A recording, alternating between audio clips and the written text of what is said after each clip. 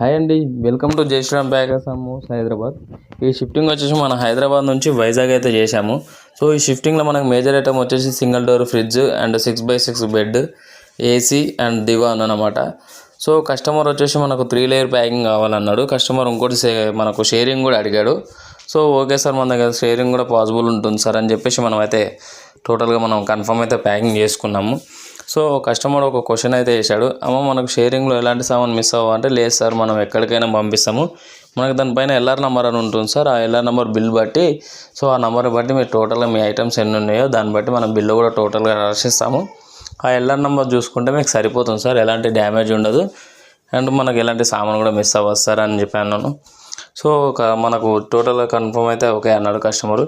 So మనకు ఇలా 3 layer packing అయితే మనం కొటేషన్ అయితే ఇచ్చాము. టోటల్గా మనకు 3 లేయర్ ప్యాకింగ్ అయితే అయిపోయింది.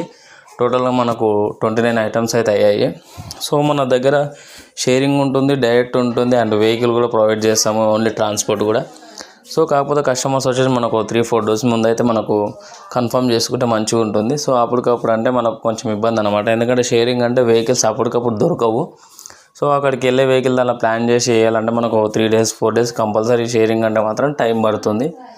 సో మనకు 4 డేస్ మాత్రం కంపల్సరీ అయితే టైం తీసుకుంటాము హైదరాబాద్ టు వైజాగ్. ఆ లోపు మీకు ఎప్పుడైనా రావచ్చు, కానీ ఎలాంటి సామాన్ అయితే మిస్ అవ్వదు, జెన్యూన్ ఉంటుంది మన ప్యాకింగ్. సో కస్టమర్కి అయితే నేను చెప్పేది ఒకటే, మన తెలుగు వాళ్ళకి ఇవ్వండి షేరింగ్ అయినా డైరెక్ట్ అయినా, ఎలాంటి నార్త్ వాళ్ళకైతే ఇవ్వకండి ఫ్రెండ్స్.